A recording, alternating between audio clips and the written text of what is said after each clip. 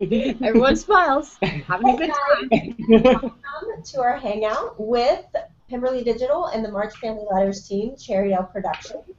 We're so excited to get together with these both awesome production companies and get to let you guys ask your questions that you have for them. We are going to be monitoring both Twitter and the YouTube comments to pull in any of your questions that you have. Just tweet using askMFL, March Family Letters. And if you want to join, to come in and join this fun party of people and actually get to ask your question live, you just need to tweet using the hashtag JoinMFL, and we're going to DM you a link, and you're going to be able to come in here. So great. So welcome, guys. Hello. Woo. Hi. So I just want to kind of start out. The Cherrydale production team, I know, Bernie, I think most people kind of know who you are. Hi. Bernie. Hi. Pemberley Digital, they brought us Lizzie, Bennet, which we've done hangouts with them a lot. Emma Approved, Frankenstein, Sanditon. But then we have Cherrydale. So if you guys want to just kind of introduce yourselves, go ahead. Okay, I guess I'll start. I'm Lauren. I'm one of the executive producers, and I also do marketing stuff. I tweet at a lot of people, so if you're getting tweets, they're from me. And we've got Sarah. Yeah, I'm Sarah. I'm the showrunner, I guess, and Yes. Executive producer. Write a lot of the transmedia. Write a lot of the scripts. Put the call sheets together. A lot of hats. A lot of hats. Yeah. And I'm Will. I'm also one of the producers, and I help out with the technical stuff and stuff, and post-production and editing and all that. And yeah. Awesome. Okay, and so you guys are the production company Cherrydale. How did you guys get formed to be this team together, working together? So we all graduated from the same university program a year and a half ago. 2 years ago. Already. Oh my God. And we worked on our final year project. Then it was this big children's sitcom, and it was like one of the biggest projects we've ever done. And it kind of really cemented us as this team that works together and can put up with spending a lot of time together. Yeah. Which you kind of need to do for these types of productions. Yeah. And kind of the season after that, in the fall. Last December or something? Yeah, December, yeah. Yeah. I kind of pitched to them, hey, I've got this idea I want to do. You want to come on this wild ride with me where we adapt Little Women. Now we're here. Oh, that's how you wrote this. They all said yes, which was pretty bananas of them. So we put together a pilot video for this fund that we have here up in Canada called the Independent Production Fund. And that got released, and then it's all history. Well, they gave us funding, and then the go-ahead. And then we had to become a company because of the funding, so that's how Cherrydale was born. Yeah. Awesome. Okay. And so this was basically, like you said, Sarah, you were the originating idea. Mm-hmm. So how long, I know that you guys started quite a while ago working with production. About how many months have you guys been working on this show so far? I think we're at the point where we can measure it in years, almost. Yeah. Essentially it started last December when Sarah and Will approached me. I mean, I guess technically, I've been working on the creative for a few months before that. Yeah. So, that's September, and then December 2013 was kind of when we started putting it as a team together, and now we're at March. And we filmed, we filmed our... January 2015. Yeah, we filmed that pilot episode in February of 2014. Mm-hmm. Okay. Wow. Yeah. So yeah, you guys have... It's been a long time. It's been a long time. So now we just kind of want to touch on, we're bringing in people who are coming from the green room shortly, some fans. But while we're kind of waiting for them to get prepped and come in, I want to kind of talk on this. So you're now partnered with Pemberley Digital. When did this kind of partnership come about? Because I know that was a little bit more recent. And if both Bernie and Cherrydale, if you guys want to just kind of speak on that. Yeah, so we met Bernie back in March, April? Yeah. April May. 2014. May. Oh, May.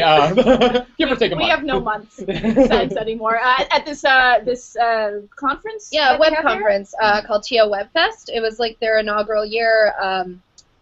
Yeah, it was really cool, and we were all starry-eyed and super starstruck and really scared to talk to Bernie. And he was like, "I heard that these people are doing this thing, and I want to talk to them." And he, we're throwing phones, and he sat down with us, and we kind of picked his brain a bunch. We were still in kind of the pre-production phase. Like, we weren't sure if we were gonna have the funding or not, and we just weren't sure how we were gonna approach everything. And we were still waiting to hear, and it was like a very interesting time for us. And so we just kind of wanted to pick his brain as like as somebody who's been through it, to kind of see what sort of advice he could give us, because we're kind of shoestring budget and all these things. And he was really great, and he sat down with us for like ever. I think it was like an hour and a half or like 2 hours or something, and just asked us a bunch of questions and really opened our eyes. And then we ended up getting funding. We started making things. And then I think we met up when you were here for Buffer Fest, Bernie. That's correct. Yeah, and then we chatted some more. And this is like fast forward. And this to is like fast forward to October. November, yeah. And he kind of was like, "Hey, well, if you guys are interested, maybe we could make something work for both of us and see what can happen." And we started negotiations and locked them down the day before launch, I think. And it's all history. I will add that when we met in May, I had brought up the idea of this partnership back then. It wasn't, they hadn't shot anything. I didn't, there was no promises or anything like that shared. It was just more of like, hey, there's an opportunity here for us to align forces, especially since they hadn't released anything yet. So we could get in from the ground floor and then work together from day one. So it just felt like a great opportunity for everybody involved. Yeah. Awesome. Aaron. Okay. Very cool. So do you guys want to speak in? So what exactly is that Pemberley does for you? Because I know that's been some confusion that people have had. Well, Pemberley has been... What role, I guess? Sorry, missed that last sentence. So sorry, who carries like what role now that you have this partnership with Pemberley, so that like anybody who's watching this, your viewers, your audience kind of knows like who's doing what?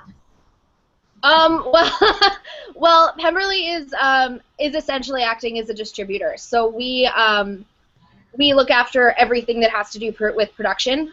So it's all our team and all of our crew. We write everything, we produce everything, we edit everything, and then we send them the finished product. They've been wonderful and helped us with a lot of our marketing, like the new marketing graphics, the new end tags.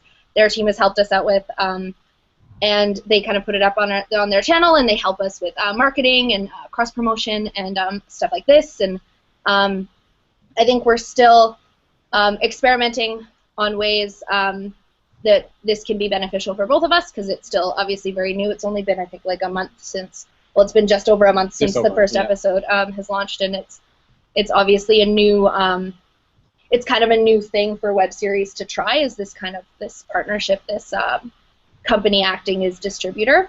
Mm-hmm. So we're kind of experimenting with ways that it can help us, and we can help them, and so far, yeah. So lots of marketing and stuff. Bernie, I'm not sure if you have.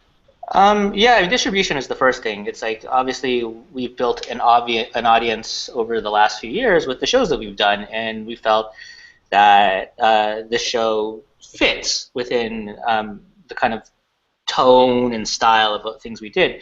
So it made a lot of sense for us to align in that could we use the audience that we built and expose this project to a larger audience day one, get a lot of people into it, get a lot of people talking about it earlier on in the show's run. So there's that. I think Lauren basically covered everything. we want to be as helpful as we can, because after 4 shows now, we have like a system that we use, and I'm not saying the system is perfect, but we're pretty good at it, I would say, to get the words out for our shows, so we can now apply it to them. And if they have questions or about how we do certain things in the multi-platform, or do you want notes on stuff, happy to give it to them. But we don't want to be in the way. Like, we don't want to be it's like, oh, you have to do it this way. It's like, oh, you have to like do a Pemberley plug now, and stuff like that. And like that's even trickled down to some of like the smallest things that you wouldn't even think of. Like, it's not like Pemberley came to us and was like, here, use this how we structure our transmedia. But the way they structure the transmedia really works. Makes a lot of sense, yeah. Series and was a better system than what we were doing in terms of keeping track of what's going out and doing that. So we adopted that for this month. Yeah. You know? It's been I've noticed that you guys are doing a really great job of, you know, compiling the kind of a week of tweets kind of at the end of every week. Yeah. Really well that people kind of catch up. Yeah. Yeah, well, we feel like a lot of what happens, we do have a lot of secondary story happen via the transmedia. So it's kind of important to us that we want people to get. So we figure instead of having to go through and hunt through Joe's tweets or having to hunt through so-and-so's tweets, like if we just put everything there and have it available, then people can read through it and stay engaged, but not have to feel like they need to be tied to their computers or to their phones all the time. Yeah, I'm noticing that for me, as I begin to watch so many more web series, has become one of the harder parts. You know, back when it was just Lizzie, it was easy to keep track of. And now it's like, oh, I want to keep track of this show and that show and this show. So being able to have like the one place where I can go and catch up on Amy's Tumblr and Meg's and Joe's Twitter and all of that, and Laurie's tweets kind of all in one place is so helpful. Yeah. And I think even some people, you know, are very active on Twitter, don't have a Tumblr, don't understand it, still want to kind of know what gets posted there, you know. So I think especially with series, you know, I'm thinking something like Green Gables Fables has characters around on a lot of platforms that I don't have time to monitor. These sorts of like aggregation and I guess transmedia archiving, some people call it, I think is really important. So yeah, I'm glad you guys are enjoying it. So I'm going to go ahead and pull in some of our fan questions that we have coming in. And like I said, we've got some fans who are going to be joining us here shortly. And if you want to be one of those fans, just tweet #joinMFL and you'll get to come in. But we had a question from LeakyCon Fangirl on Twitter. He wants to know, do you have all the plot lines written out already, like how you modernize them? So basically kind of like, how far have you mapped forward? So yes and no. There's a lot in terms of overarching arcs that we kind of know how we're adapting it, how we're modernizing it. Certain plot points which people keep asking us about, we definitely kind of know how we're going to be handling that. In terms of sort of how it breaks down on an episode by episode basis, hasn't always been defined. No. It is becoming more defined now. In terms of as we're the second half of the book, some stuff is a little still up in the air in terms of how it's going to play out. And we've always approached this from the standpoint that we knew that we would get audience feedback, and we wanted to give ourselves the room to incorporate. Like, obviously, you have to work ahead of yourself, so it's not, we don't film these week by week. We've filmed a bunch ahead of time, and we're about to go into production for some more episodes here coming up. So we've always started the project knowing that we would be working as we're filming, so that we can incorporate some audience feedback. And I think there's going to be some tidbits in some upcoming episodes that hopefully will make people laugh. And it's kind of a nod to let people know that we're hearing what you're saying.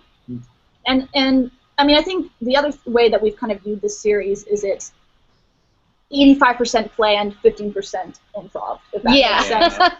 Whatever that means, whether that's in terms of plot lines or in terms of how the transmedia goes, or yeah, like if something like particularly interesting happens on transmedia, if somebody engages with one of the characters in a unique way, we'll get on there right away, and the character will start responding, and that's not planned, and that's not pre-scheduled. That's just, and recently we've had something really cool happen. We've had a lot of audience engagement, and I think it's, you know, even if you have an idea of how something's going out, like, for example, there's some stuff, some of the big plot points for the series, where I was like, this is exactly how we're going to do it. I know it's perfect. It's wonderful. And then when we actually started working on the series a bit more, once we got through maybe the first 10, 15 episodes, things shifted, how the characters were, like, shifted a bit, and that plot point didn't necessarily work exactly as we'd originally envisioned. Yeah. And then so that changed once we got to the script process. Cool. That wasn't too Hope long. that helped. So spoilers and. Well, so we have Sarah and Rachel joining us. I don't know, Sarah, are you there? Yes. Hello. Me? Hi, Sarah. I couldn't see your video for a second. I was like, where? Okay. Hi. So, Sarah, if you want to go ahead and introduce yourself and go ahead and ask your question, that'll be great. Hi. I am legally Sarah, but I go by Scout. Gendery things, fun times. And you know, haven't been in one of these hangouts in forever. And I was just wondering, when you're producing the show, what similarities do you see between yourself and the characters, and then the cast members and the characters, and you know, who do you think that you're most like? Thank you. That's a good question. That's a good one. I know we all sat down and took a BuzzFeed quiz at one point to tell us which little woman we are, and it was actually very, very spot on. I think, Yes, spooky. Yeah, spooky accurate. in terms of the team, in terms of the people Us. here, you know, I've always been much more of the Joe character in terms of sort of laid back and awkward and tomboyish and stuff like that. Readerly, which isn't a word. And then Will has been very much Amy. Yep, no, that's it. You know, he's super excitable about things and uses words that aren't words. Yeah. Just make him up on the spot.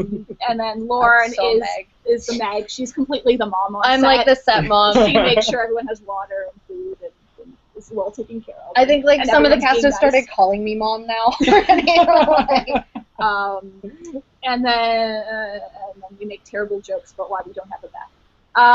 And in terms of characters, there's in terms of our cast, there's people who are exactly, you know, what you see. Our actress who plays Jo, Alex, is very much, a lot of her comes out in the character. Yeah.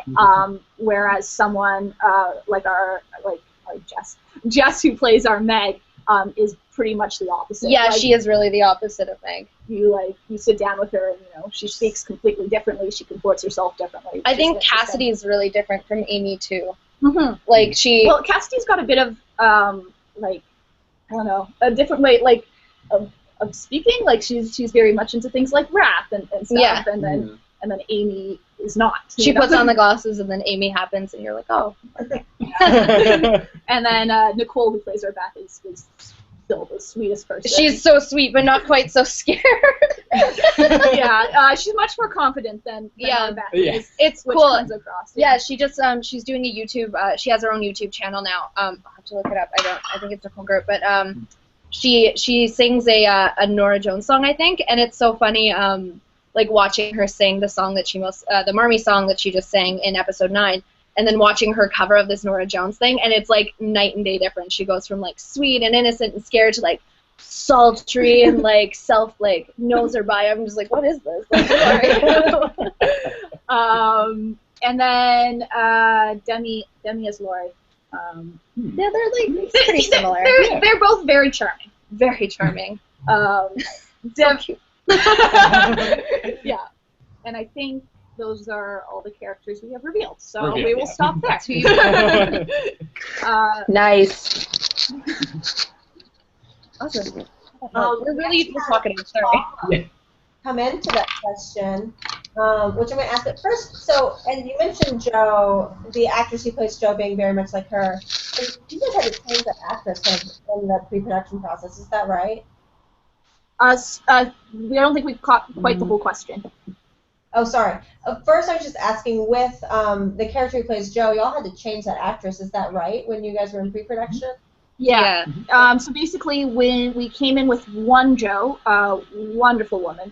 She was awesome. Yeah. Back during the pilot process.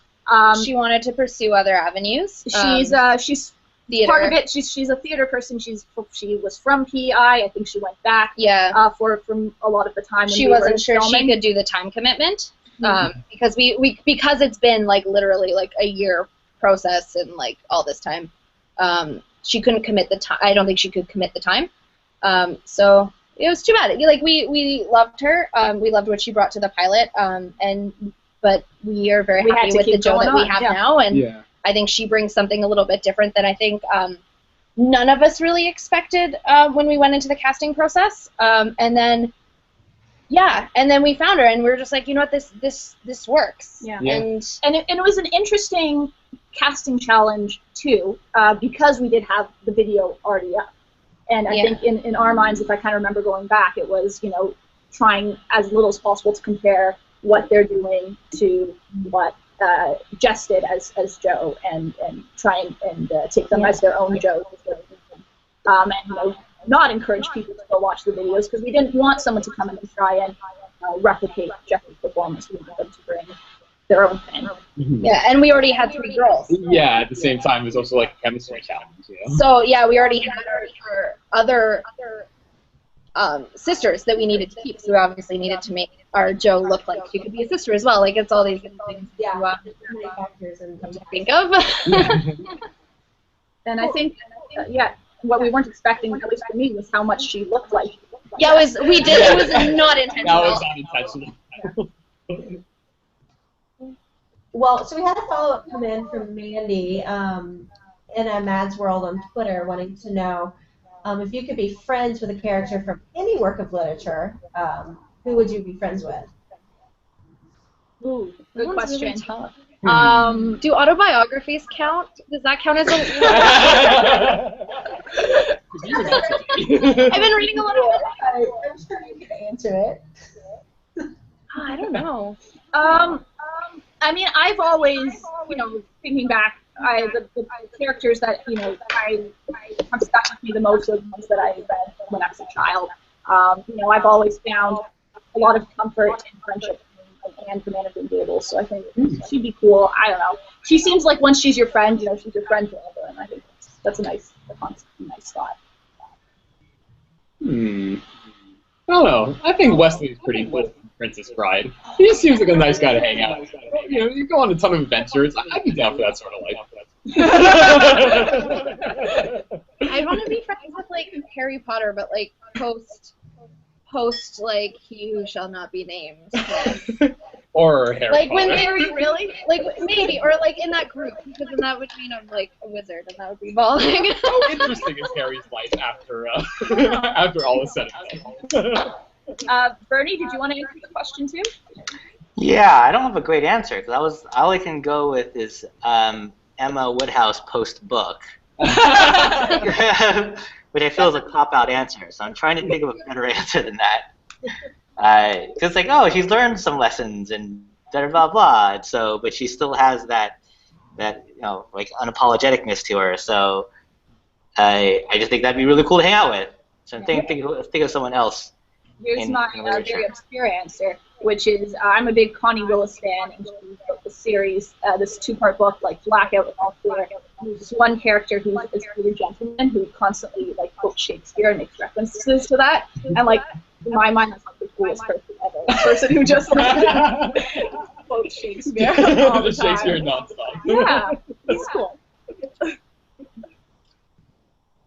Yeah. Who would you be, Aaron? Who would I be friends with? Oh. Yeah. I have to say Lizzie.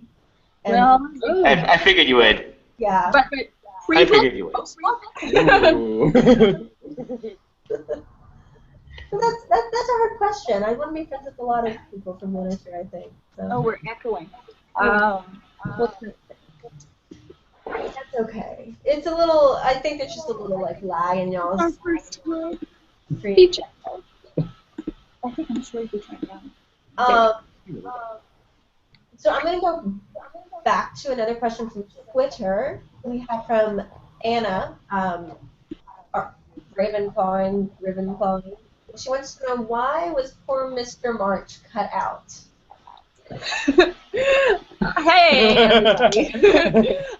We addressed this question on Tumblr too. I'm sad to cut out Mr. March. It came down to when we locked into the concept that Marmee was going to be the one who sort of goes off and does the fighting.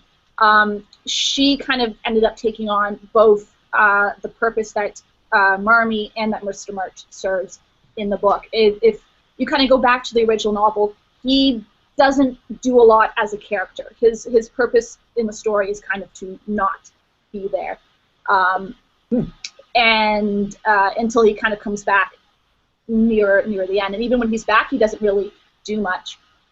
So for us, in order to streamline the adaptation, you know, it costs money to have another actor there to do the casting, and this he wouldn't have served as much purpose, as much plot. And I think in terms of the characters developing, and especially because they have to grow in such a condensed timeline for us compared to the book, which takes place over years and years, having them on their own helped drive that. So he had to. Sorry, Mr. March. He had to leave.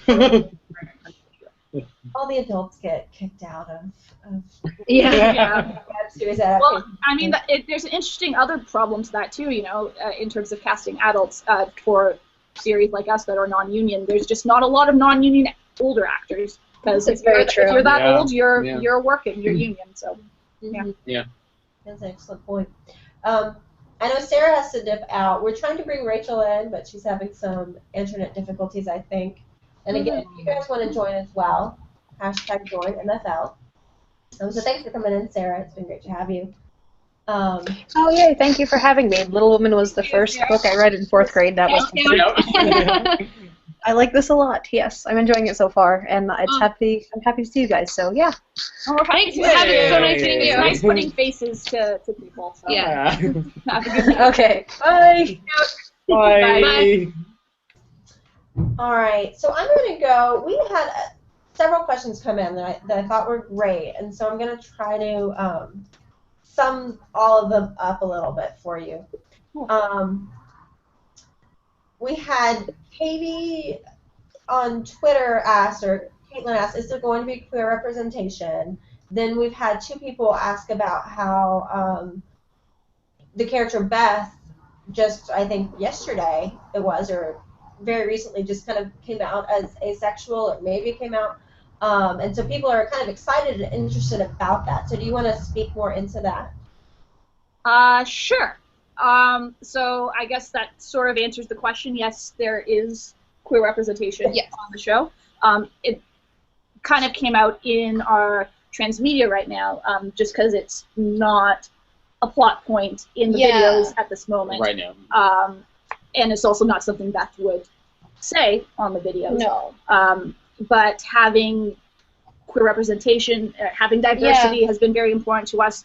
Like in all of our works, like even when we just first started, like we kind of talked about that project that we did in school, like that was a sitcom about two lesbian mothers, and that was something that was important to us, and we tried to, you know, break molds that way. So I think queer representation and diversity in media is something that is important to us as a company. And I think, to be honest, you know, having stories without queer representation in this day and age doesn't make sense. No. It doesn't reflect our world. It's just boring. You know. And you know, the comments that we had come in, you know, one person mentioned how there's really not much asexual representation in media right now. And so people are very curious, you know, do you feel like that is going to be talked about more on the show and kind of maybe have some of Beth's kind of struggles and whatever with that? Is that going to come out on show at all? Yeah, I think it's, and I think you touched on it exactly, because in terms of how little it's been represented or seen, asexuality in media. When we had that small story come out a couple days ago, it wasn't even necessarily a planned story. It wasn't intentional. It's part of her character. It's part of how we've imagined her, but that was just responding to a fan. And I think when we posted it, we kind of figured it would just one of those things that gets a couple notes because those things just kind of tend to get buried when it's not story driven. But the fact that people have latched onto that plot point, I think really speaks to the fact that we don't see asexual characters in our media much ever. At all. You know, I mean, this is a very Canadian perspective, but like even something like Degrassi, which has a very, very wide range. They've had transgender characters, they've had bisexual characters. I don't think they've had an asexual character yet. And I think creators, even those looking for queer representation, maybe tend to struggle with having an asexual character because to them it feels like there's less story points or less easy ways to reveal that, if that is a thing. So I think it's very, very important because there's so many, you know, people growing up who are like, I don't understand why the way I feel and these things, you know, they're shown throughout media, these sexual attraction and all that, and why don't I feel that, and why don't I see someone who explains why that is. So that's why having asexual representation is very, you know, important to me, and I think really speaks to Beth as a character and as a part of her. Unfortunately, I think it's not going to be a big thing in the videos right now or mentioned just because it doesn't make sense for the plot or the characters. I think in the future of the books, there is one book, and in the future of the story, I think it does come into play in terms of the choices she makes and how she relates with people. Unfortunately, I think I have to say to people, don't look for it to be in videos yet, unfortunately, but it is something that we're trying to deal with as well as possible. Yeah, and there's been, I think this was kind of one of those things, it was an unexpected media response, like, because I think Beth responded to a fan, kind of had the questions, and that's when she said that she was asexual, and then just the response that we've gotten, like, we had a couple anonymous posts come in through Tumblr that were just really awesome to see that somebody would come in and say, like, you know, I am asexual, and it is so wonderful seeing somebody be open about it, and the fact that, you know, even though Beth is the quietest and she is shy and she, like, really does have this anxiety about opening up to people, the fact that she has that but can still reach people via transmedia means, I think, like, you know, we're doing something right, and it meant a lot to see that reaction. And, like, I know it's always a shame not to have it mentioned in the videos yet, or in a series, and have things play over transmedia, but for me, Beth's story, even more so than what you see in the videos, is a lot about her developing as a person over transmedia, because she is this quiet character on screen. So follow her on. Did that answer the question? Awesome. So I'm kind of going back to Caitlin's question. So we do know that with asexual representation, is there any other kind of queer and or just diversity that you want to tease that's coming up, or is there any? The answer is yes, and that's all I can say. Yes. Yeah. Yes. Yes. I understand. Well, we finally have Rachel with us, her internet. Hey, Rachel! So, Rachel, if you want to go ahead and... Hi, I was wondering how is, like, the fact that Little Woman has sequels, is that going to affect the story at all? So our current plan is no. I mean, things always change, but I mean, the issue in terms of adapting Little Men and Joe's Boys, which are the two sequels, while doing an adaptation of Little Woman, is such a big time jump. You know, they have children and they get married and these children grow up. So I think the way we're adapting it and looking at it is sort of ignoring that those books exist. It's big enough a challenge. Little Woman is a long book. Adapting what we have. But if anyone wants to go on and maybe skip the Little Woman part, but adapt, you know, Joe's Boys as a transmedia web series, I think that'd be super interesting, and I'd love to see that. That'd be cool. And you know, kind of following up on that, Caitlin asked on Twitter, are you planning on doing multiple seasons? I'm just pondering if this is a spoiler or not. Is this a spoiler? Well, if we say it's a spoiler, then obviously you have an answer. Which might help. Is that, I mean, like you said, Little Women is a long book. Is even what you have planned right now going to even finish the whole book of Little Women? No, I think that's fine for us. Yeah, we are. So the what we are adapting in quote unquote possibly season 1, if there is a season 2, or the series as its own, is not the whole book of Little Women, although we know how we would adapt that, and we are building towards the end of the Little Women book. Yes. Okay. Very nice.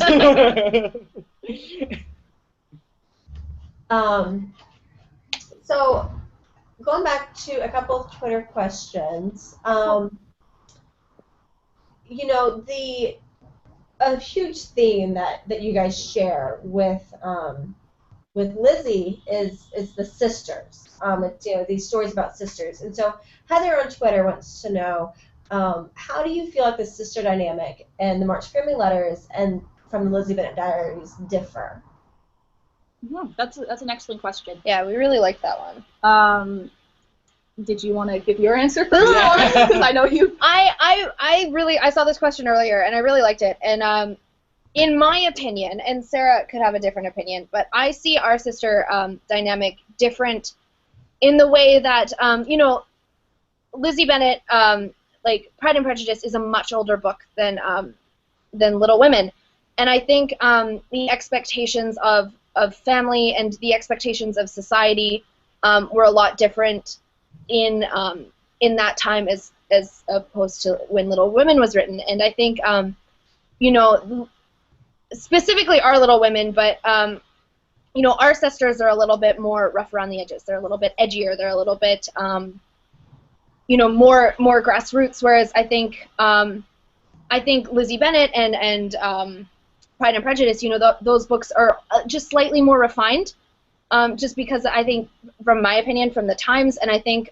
you know, their relationships reflect their era, and I think Sarah, we were talking about this earlier, but like how Jo specifically, Jo was challenging her time and their relationships in Little Women, and when you bring it up into a modern era, a lot of the things that she fought for in the original novel has happened for us now. So how do we make her challenge, and how do we have these sisters interact with each other when the challenges have already been faced from the original novel? So I think they're a little bit rougher, and I don't know. Yeah. I think there's a lot that's similar about them, and I think that's what people love about them, is that, you know, these are sisters who at the end of the day love each other. Yeah, no matter what, and that kind of bond that's forged between siblings, which I think, you know, is really, really nice. And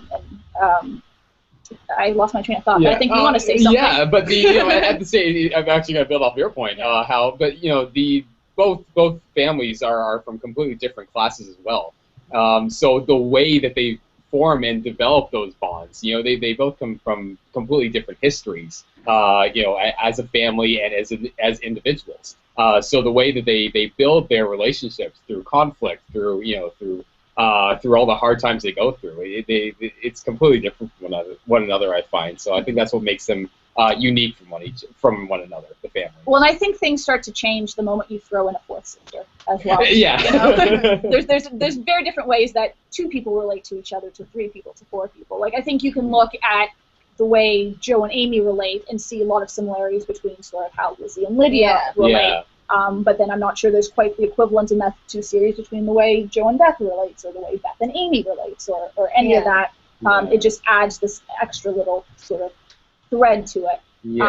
And I think also, to speak sort of to what Lauren was saying, even in this modern setting, the Lizzie Bennet sisters are a little bit more mature and a bit more age than our girls, who are still very much naive and figuring themselves out, and still rough and tumble, and haven't had sort of even. I know the Lizzie Bennet sisters have big moments of change, but I think in Little Women, some of those, in terms of how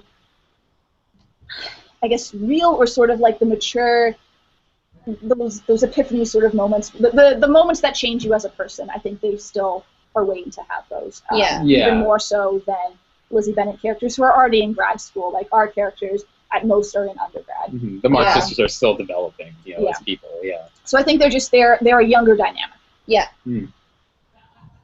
Awesome. So we have Prerna, who's come in to ask a question. So if she wants to go ahead. Hi. Hi. Hi. Okay, first off, oh no. Representation. If you want to go start over. Oh, okay. Can you guys hear me? I'm so sorry. Now we can. Yeah, you're good. Nope, we lost her. Okay, and you guys doing a good job with the POC representation and the ACE representation, and I love you guys. And question, why did you choose Little Woman, and who is your favorite Little Woman? So I chose Little Woman. I first got the idea while watching Lizzie Bennet Diaries years ago, and being like, I love how the sister dynamic plays out.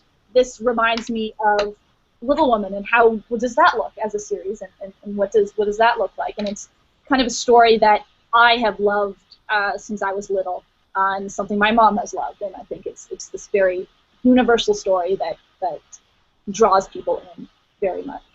And the other question was who's your favorite? Who's your favorite? Okay, so when I read the books, my favorite was Jo, because I saw a lot of myself in her and what she had to say. In our series, Beth is kind of my baby. Aww. Yeah.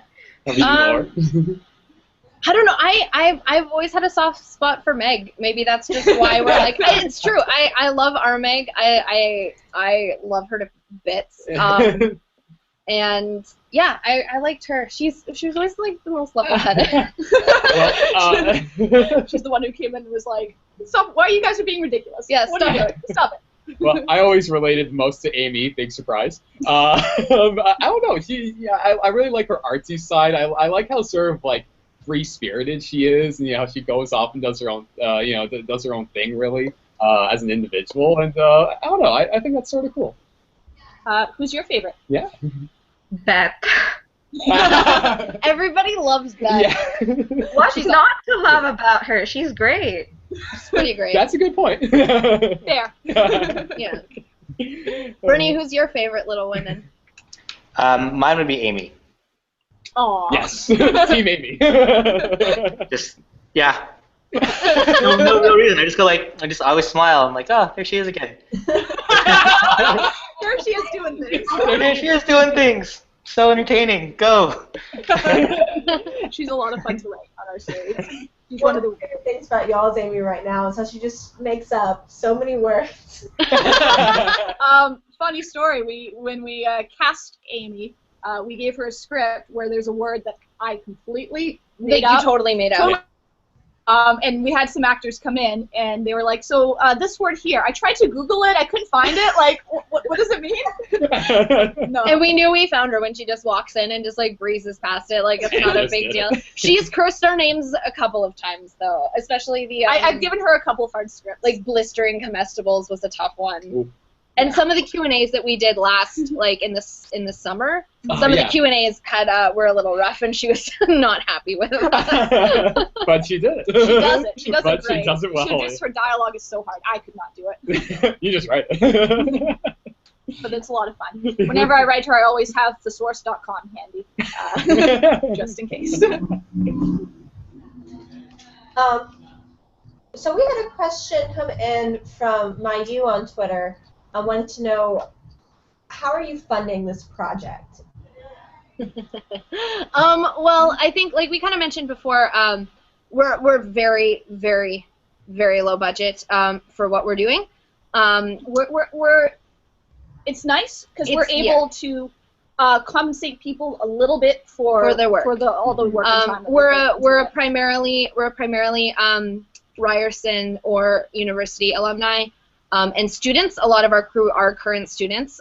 For a lot of them, this is like their first paid job, but they're all spectacular. Yeah. They're really like outstanding students in the school. and we're very honored to have them be a part of our project. But you know, we're able to just pay people. Our funding comes, like we said, from the Independent Production Fund, which is a subsidiary of Bell Media in Canada, and it's like an application process. There were 188 applicants. We were lucky enough to be one of the 13 that were chosen.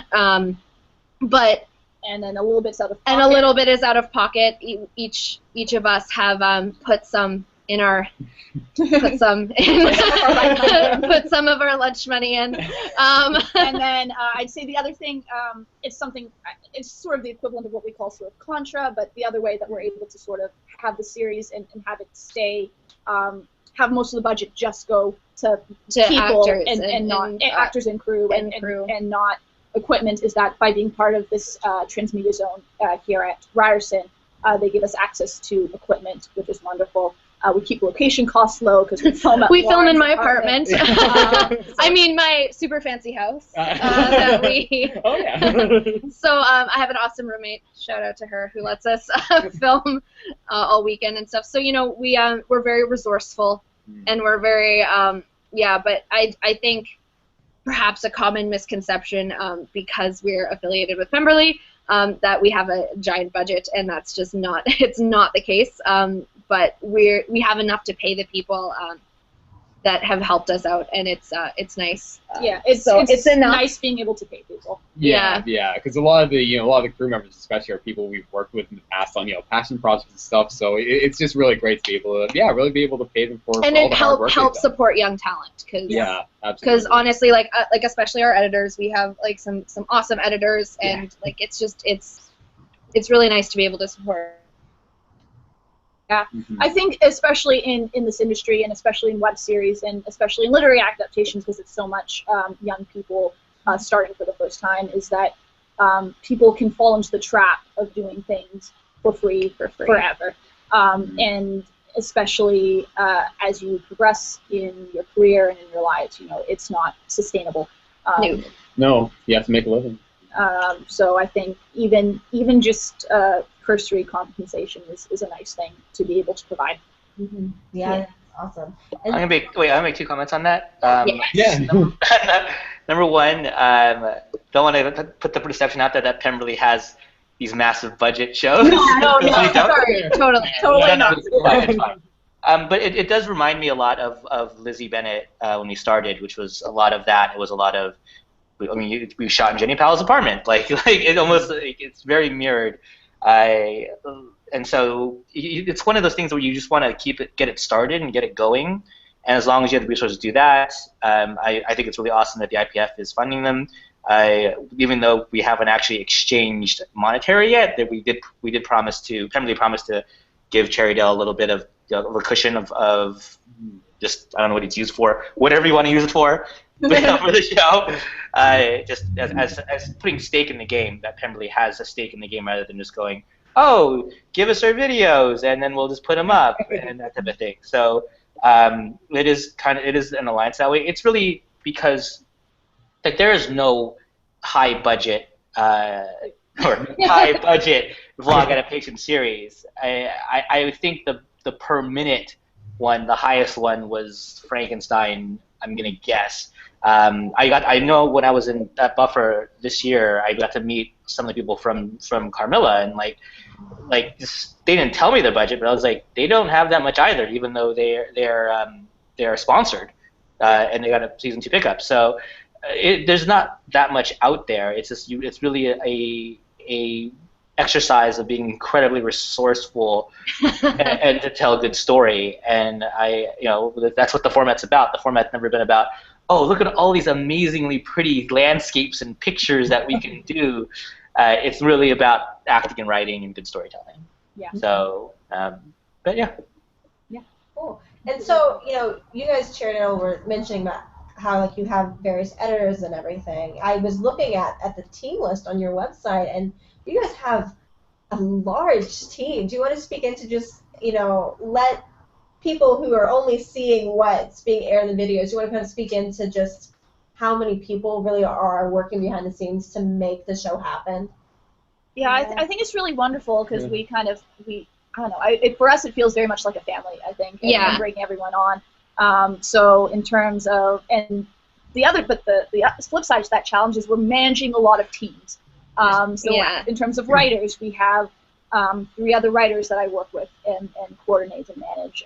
We have three editors who are constantly editing episodes. And we have like an audio editor who just does audio. We have our DOP, Howard, who is awesome. He's DOP is the person who director of photography.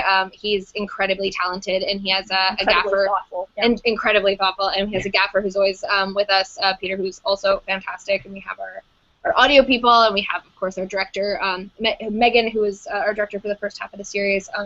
We're going to be seeing a change there for the second half. She's been, can we say that? We can say, right? Yeah. She's been picked up by This Hour Has 22 Minutes, which is kind of like Canada's SNL, I guess you could say. Yeah. Give or take. So she's super talented, and she's unfortunately been headhunted away from us, which is cool. We definitely support her. And we have our production designer, Gio, who is just fantastic. She made, I think my favorite comment on one of the videos was, I think it was, I'm not sure if it was meant to be nice or not, but but it said, oh, the March sisters are supposed to be poor. This house is so rich, and it made my day because my roommate and I were like, yes, our crappy little apartment is like with IKEA furniture, and like which we can barely pay. So it's she makes everything look awesome. We called on, they're not so much active now, but when we were doing the pilot, we called on some favors from a couple friends we have who do graphic design and song music. Yeah. And we have a team of interns who, without, we would like not be able to function. It's primarily, us 3 who handle day-to-day operations of the business and the production. So and we all have jobs. So it's without the interns, we wouldn't be able to do what we do. Yeah. And Kristen Hippie has written the songs for us that Beth sings. That's fantastic. And she's awesome. As if you've watched episode 9, go watch episode 9. She's fantastic. I think that's everyone. But yeah, so it's great. We have these great expansive teams who work on things. Unfortunately, in terms of our workload, it's basically just we could use like 20 more people, because one of the challenges of getting the funding is having to learn how to run a business, which has been a completely new thing for us. Figuring out how to be incorporated and accounting and all that has been. Yeah, paying people is fun, but it's hard to figure out how to pay people. Taxes, like taxes and like being employees, and it's bizarre because we're all creative people. And none of us. And it takes a lot of people in school. Yeah, I think. We didn't hear what you said, Erin. It's not like you went to business school. You went to. No, we went into our program. I even went in and I was like, I don't need to take any entrepreneurship courses. I'm never going to do that. No, when were we? I didn't even take grade 12 math. Like, No, guilty. Or like, the days we spent learning contracts and reading contracts and stuff. Because you need to make sure you're well protected when there's other people's liabilities on the line. So it's been a good learning curve, but a steep one at the same time. Yeah.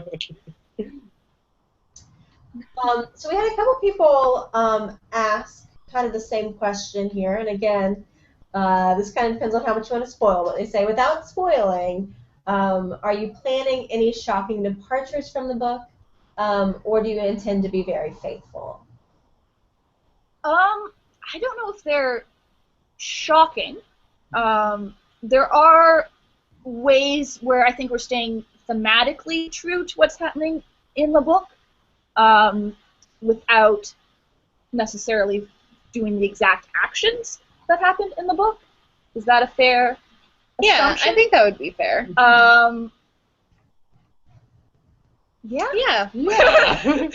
Modernizing without speaking to thing particulars. Yeah. Like I don't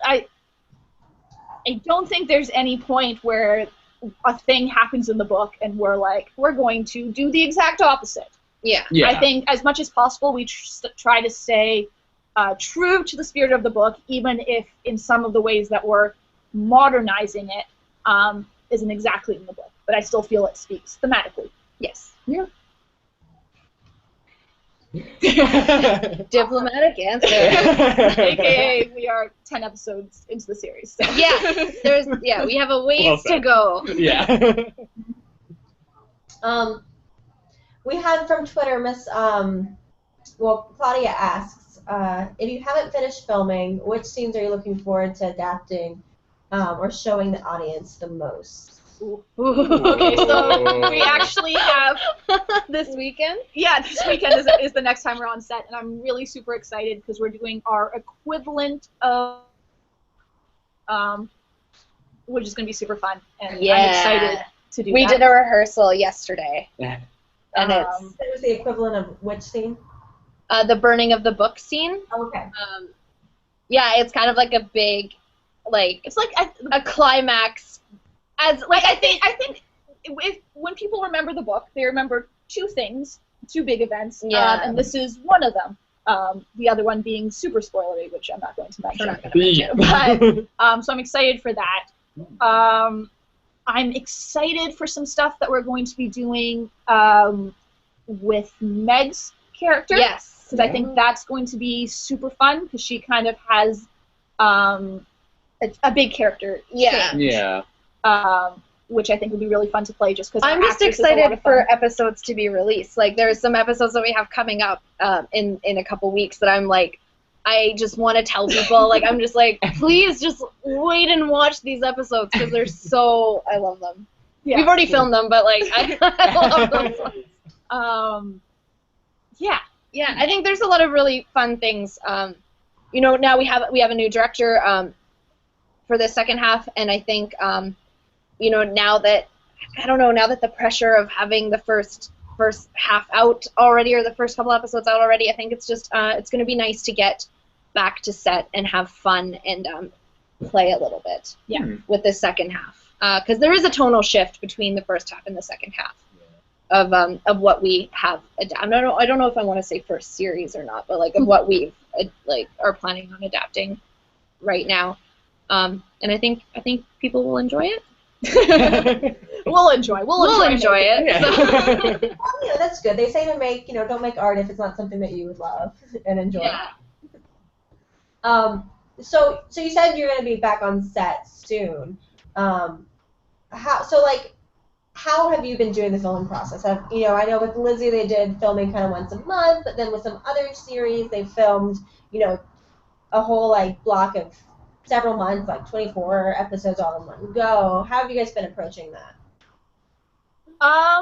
So, our initial plan was, which has changed a bajillion times, and planning doesn't work.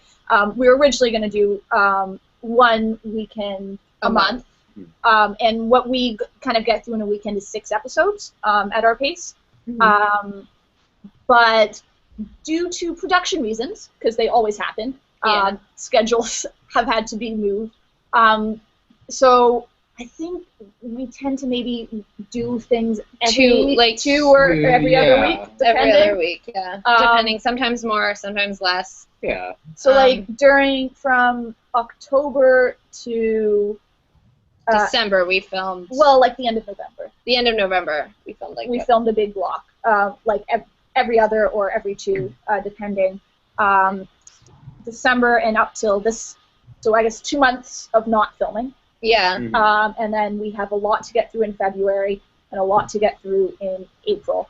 And that's more so, I think one of the biggest challenges for us has been scheduling and getting everyone's availabilities to line up, which has been really, really tough. Because 5 actors and plus is 5 plus. Yeah. 5 plus is difficult to coordinate over this long of a period. So I think, that's our schedule doesn't exactly make sense unless you realize that we have to take people's availabilities into account. So 5 plus. This is a great question. So we had specifically Joya asked on Twitter if you want to hint when we'll be introduced to John. I'll broaden that to, do you want to even hint the timeline of any new characters being. I'm going to say, I'm going to tease in the next, what is it, 2-3 weeks?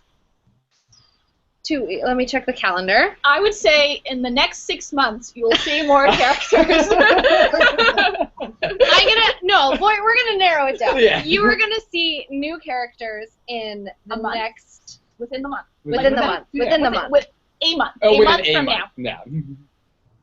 Wink. Okay. So in a month, we'll all be on the lookout. Within the month. Okay. Well, that's exciting. Or within a month. A month. A month. Time period that spans 30 days. In a 4-week period. You will see. Make sure that your face is exactly right, so no one's going to come after you with pitchforks later. Yeah, I know. So, like you said, and like, there's only like 4 days left in January. Yeah. So we had Belinda ask, and I also saw another question earlier. Belinda wants to know just more about your how you decided to remake Jo as a modern character, and somebody else had asked just, and you started to touch on it some, just like what struggles have you found as you've been trying to modernize this text, and what specifically like decisions have you made for, as Belinda says, for Jo specifically, and anything else you want to speak on? Cool. So I'll speak on Jo first. Jo has been super interesting because I think a lot of what she does in the book is kind of her reaction to the society's, I guess, not acceptance of sort of nonconformity and all that. So she's very much fighting against that and breaking out. And I think she's very much, I don't know, I want to use the word controversial, but it's not controversial, but like she's a product of her times. In terms of how she challenges. I think she's a character who challenges. Yeah. And I think when we were thinking about modernizing her and bringing her in, you don't have to be a man to be quote-unquote a person or do what you want to do, which is one of her struggles in the book. She wants to be the brother, she wants to be the boy because men get to go and do things and women are stuck at home sewing, and I think that's very much not true. It's not true anymore. No. But I think she still has those tendencies. She's very, very much the feminist. Maybe sometimes more so than is necessary. I think she's very much one track in terms of yay woman, yay. For good or for bad. Right. I think very, very much, most of the time, very good. I think maybe sometimes she still has a bit to learn. I think she means well, but loses track of what's important sometimes. Yeah.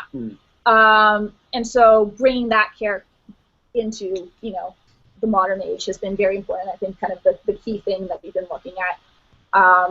For example, in the original one, she's a writer. And when writing doesn't work as well in a video blogging scenario, but also, we see a lot of women writers. Women writers, less so today, have to be worried about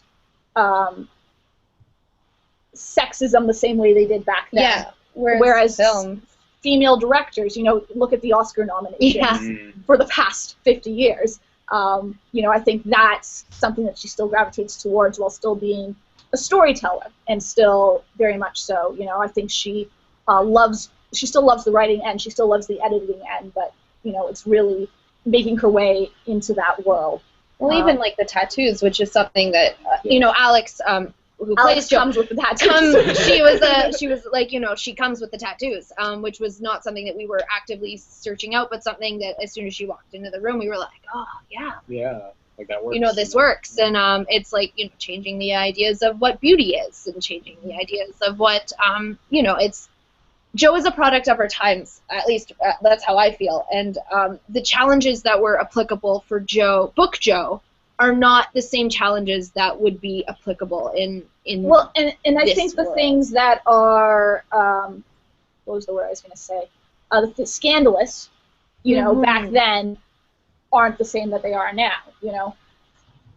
Tattoos have a certain perception for some people. While it's changing, it's still there. Like, can be a controversial topic, or even I would never. I guess somebody mentioned, you know, Joe's a little bit curvy, and I would never look at Alex and say she's, you know, that curvy, but I mean, like, she is maybe a bit more full-figured than sometimes you see on TV or you see stuff like that, and so and it's kind of nice to show that. Yeah, and I think the nice thing about the character is that, you know, whatever people say, she doesn't care. You know, she's who she is. She is who she is. And at the same time, though, you know, I think she still loves her sisters, and I think that's kind of the key point. She's fiercely loyal and even and hard-headed and then speaking to the challenges of adapting Little Women as a series, I think looking at the book, the big things in bringing it to a modern setting are, one, that the prose and some of the plot points are very, what's the word I used? Maybe pedantic or like parable. Yeah. You know, they're very much sort of teachy and here's a lesson and we've learned it, and here's a lesson and we've learned it. And you don't want here's God, and God is great, and you know, and he certainly can be, but it's also or she or it. But it's hard to tell a story with that the whole time, without it becoming too much of like a story of the day kind of thing. Like, you want to keep it an overall narrative. Yeah, and I think that's the other challenge, is that it's very especially at the beginning of the series, of the very beginning of the novel and after the novel, is there's not a lot of plot, and it's very slow moving. And I think that's been one of the challenges, you know, in adapting it, particularly looking at the first few episodes. You know, Lizzie Bennet, Pride and Prejudice, has a great start because there's these new neighbors and these rich people move in. The first chapter of Little Woman is it's Christmas and I don't have enough money to buy gloves. Exactly. So there isn't a lot of forward momentum, and even the big things that stick out in people's minds, you know, some of the key things that happen with Joe and Laurie or some of the other characters, they don't happen until the last like 3/4 of the book. So there's all this sort of slow-moving story. And figuring out how to do that in a series and still keep interest. And you can definitely debate how successfully you do that, but I think those are sort of the two challenges of the novel as a novel. Yeah. Mm-hmm. And we had a lot of questions come in from Caitlin that are spoilery questions, I'm sure you can ask, but the question that she did ask that kind of ties into this some is, and, you know, I almost don't even want to say the full question in case people are watching who don't know the story. But, you know, in Little Women, you know, people are getting married. People start having babies. Are those, you know, like, how are you going to deal with that? Are you just going to ignore that? Are you going to have people get married? It's interesting because I think that's married anymore. I'll just tell you. But no, I was going to say I think it's a challenge that a lot of modern adaptations actually struggle with, because a lot of these classic novels, people get married because that's 16, what you did. 17, yeah. Or even because they're a bit aged up and you age them down in the series, you know. And I think it's interesting to see how people have handled it. You know, Lizzie Bennet kind of modified it and made it either like a business proposal or a date. And then you have series like other series, maybe I won't spoil them, but where the marriage is actually a marriage proposal, which is also an interesting take on that. So I think whether we adapt it literally or not, I think we're still staying, our goal is to stay thematically true to what's happening in the book in terms of how it affects the characters. Yes. Awesome. I've got a couple of questions that are I'm holding off on for when Bernie can step back in. He had to step out to do some business because he's in the office working. Okay. But I am going to go to, we had How Roode on YouTube with asking, how does the cast get along? Is everybody friends? Oh, like so well. It's actually really funny. Meg and Jess and Cassidy, Meg and Amy, they like became like best friends. Like they within like a day from like our pilot, like they hang out all the time. Like they're best friends. We actually, it's so funny. They get along really, really well.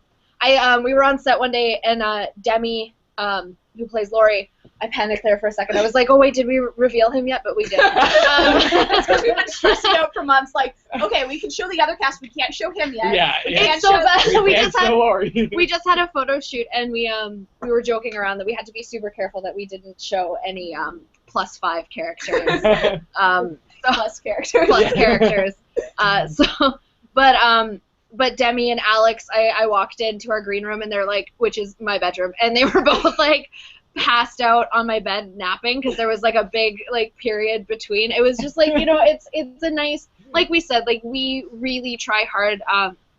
Like we've been on a lot, I don't know, I speak for myself. I've been on a lot of sets where it cannot be as welcoming as an environment. And when you spend like 10, 12 hours with people and like in close quarters and like you need to be a family and like we really are like very close with each other. Like I know exactly the moment when Cassidy needs coffee. I know it's just these little things and I think we really become like a family. Yeah. We're also huge dorks. Like we're we watch nerds. Oh, we're the worst. I think we watched too many Cooks on the day after it came out. The day after it came out, and like we goof around. We have a camera that we put out, and like people just take pictures, and we have like. There's that when we did auditions, we did a potluck with. We did a potluck with the cast one day. Like we had a screening party the last day before before we had our little Christmas break. You brought like Colonel's popcorn. So much popcorn. We get along really well, which is nice. I think it would be unfortunate if we. Yeah, because it's like you were saying, like set life can be stressful. Sometimes you spend like hours, sometimes like days, with the same crew over and over and over again. But like it's really lucky that we that we have a crew and cast that's like so tightly knit together, and everyone gets along. Like I can't and the fact that they're so hardworking and talented, it's just we're extremely lucky, extremely privileged to be working with such great people. Sorry, Will. Gentleman there, we have his hat. We're in the shared space at the school. So. And I'm like, I'm trapped. And of course, like I don't think us three go more than 24 hours without talking to each other. It's a problem. Yeah, it's like it's starting to get. Finish each other's sentences. If I don't hear from her in 24 hours, I'm like, are you okay? Like, have you died? We get worried. Like. And there's some other, Cassie, who plays Amy, went to school with Demi. Yeah. Which was interesting. And so one of our plus characters knows other people in the web series community, and has also knows some of our like people that we've worked with from other things. Like it's in Toronto, it's very nice. It's a very small community, and it's a very I think there's a lot of really successful web series coming out of Toronto. Yeah, definitely. And so it's nice to kind of have this little like. And like I think in the crew and the cast, I can honestly say that we don't have any divas. Everyone is helping. We can't afford to have divas. Yeah. But sometimes you do end up with them, and we don't. Yeah. So if you're watching cast and crew, we love you. And mom. And Dad. We actually have, since you mentioned that you guys are in Toronto, we had a question come in on Twitter from Margot Ross, wanting to know if Joe's a Habs fan, do they live in Montreal, or does she just like to irk feathers and not root for the Leafs? Obviously irk feathers. Okay, I mean this might.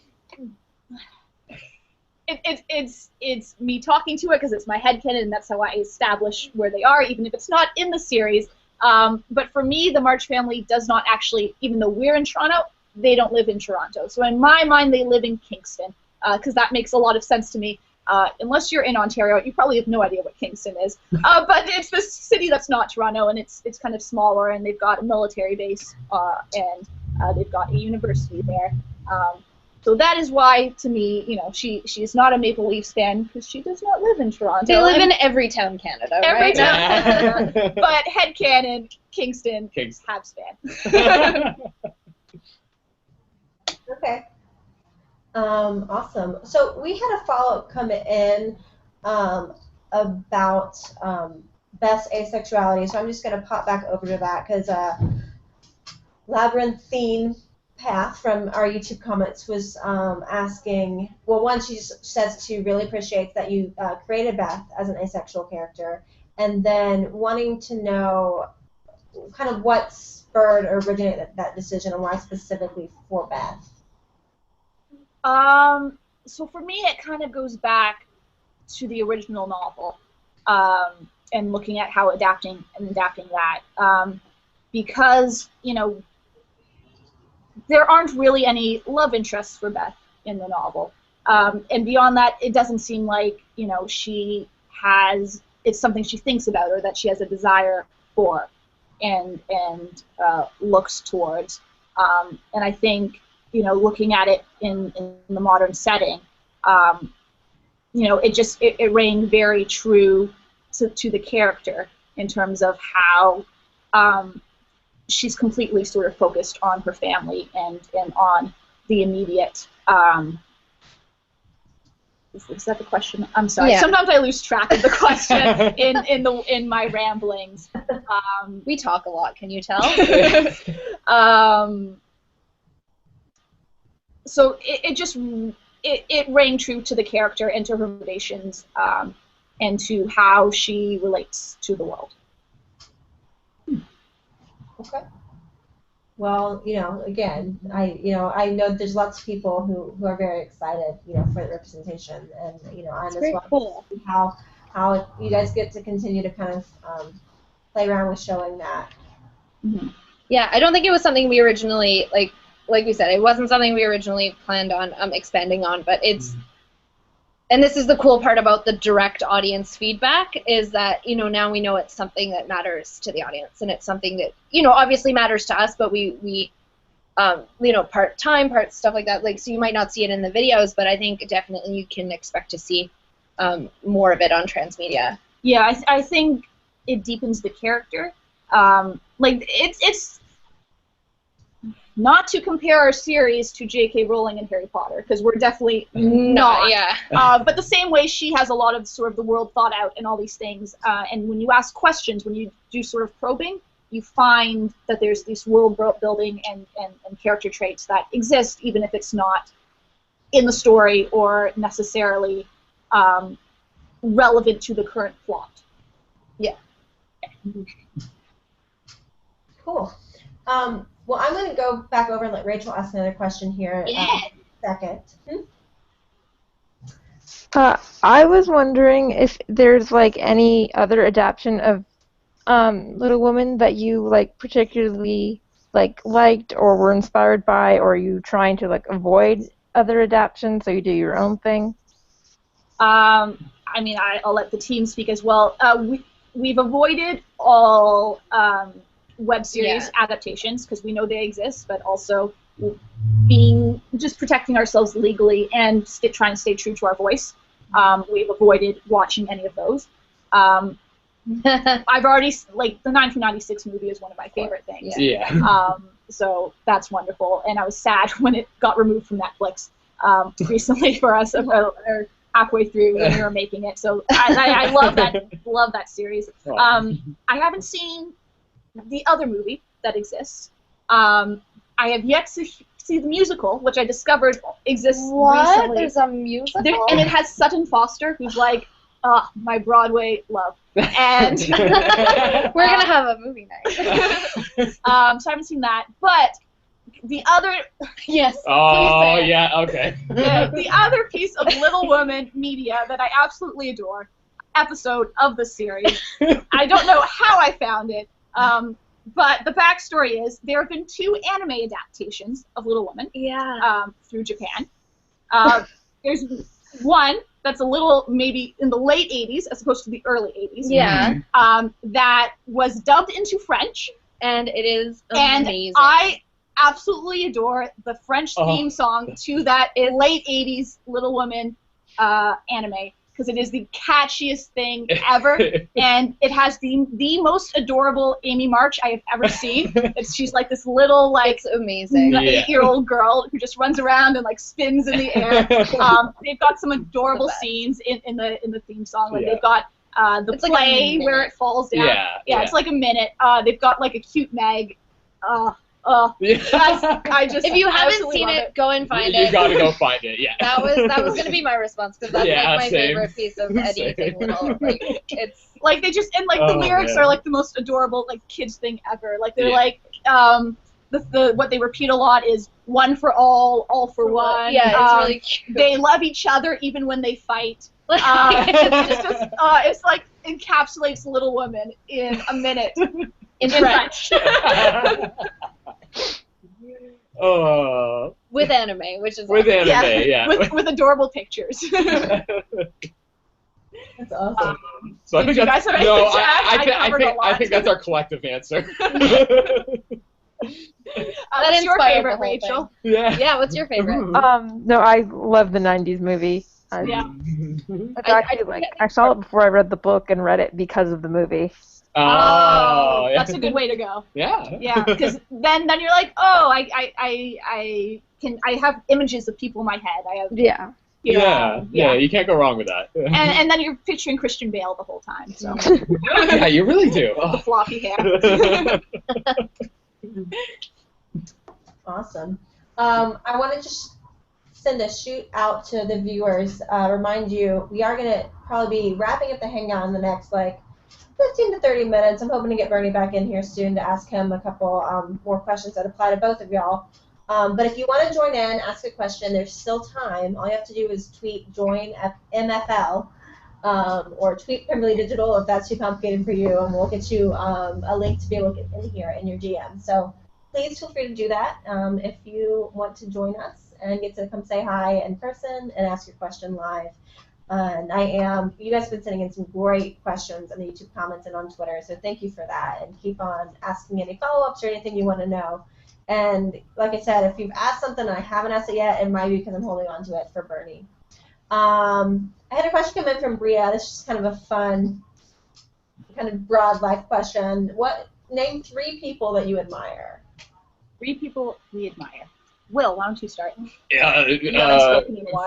Fictional characters? Real life? Anyone you admire. Anyone. So it can be fictional as long as you give a rationale for it.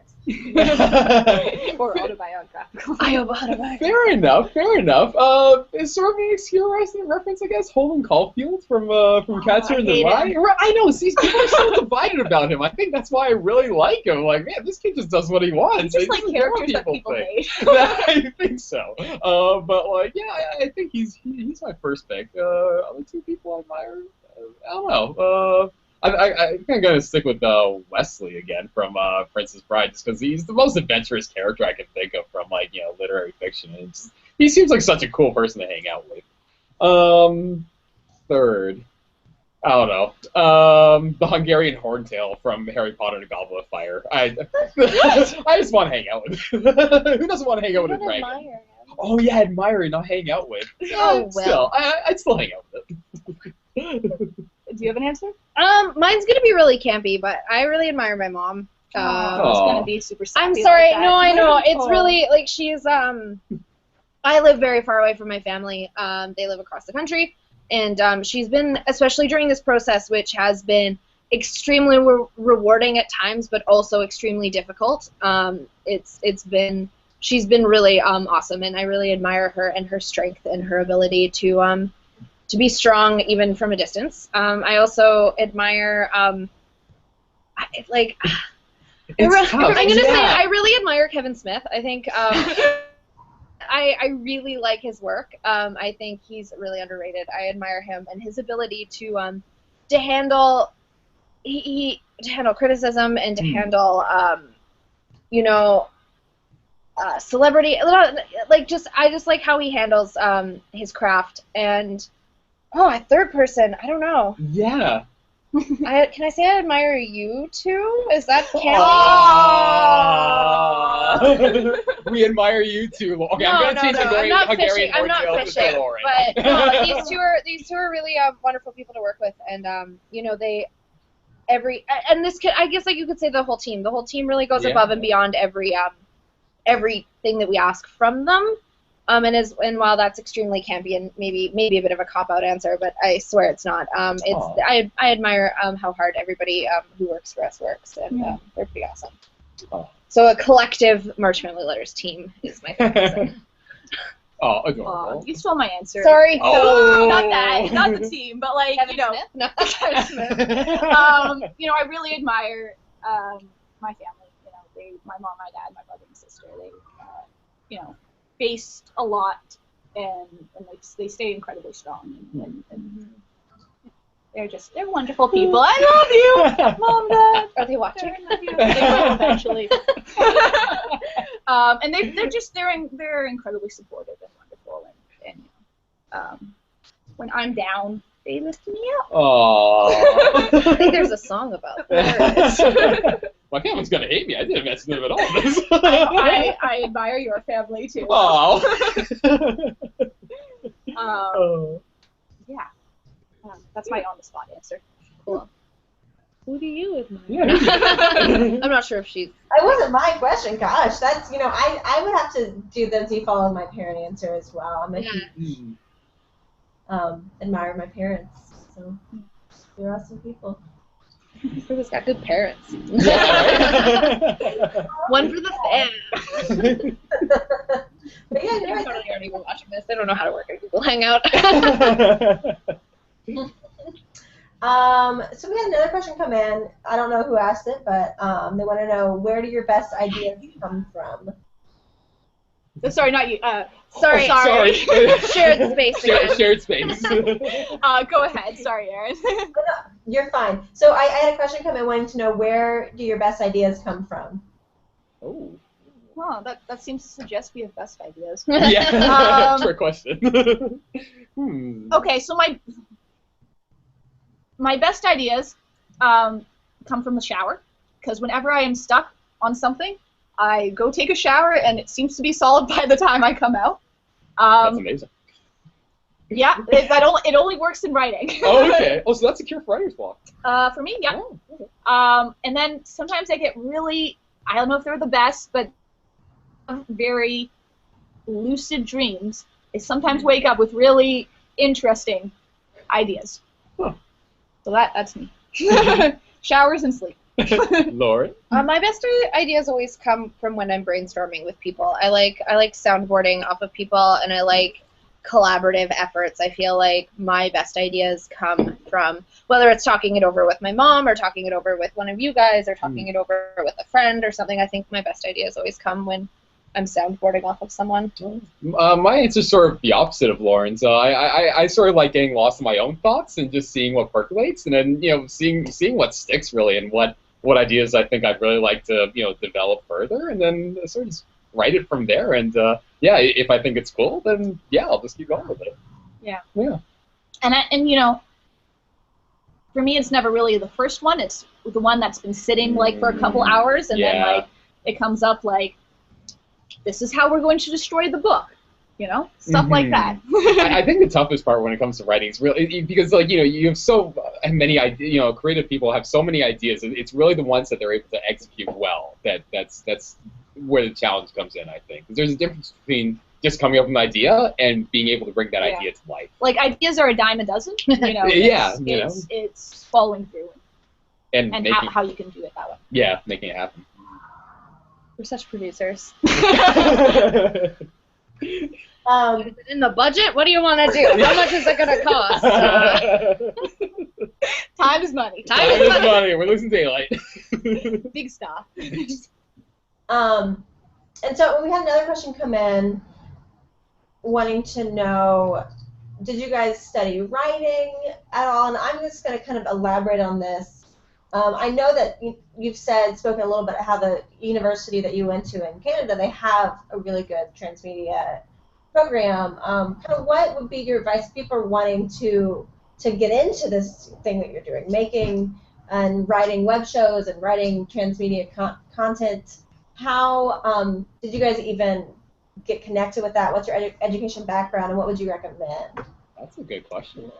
It's a big question. Yeah. It's good. Well, we all went to, like, it's Ryerson's. Sorry, I totally stole your thunder. Go ahead. But we went to Ryerson's, like, radio and television arts program. It's now changed to the School of Media. But so we all, like, we all generally got a background in film production and TV production and radio production, and we specialized. I know Will kind of went more the editing production route.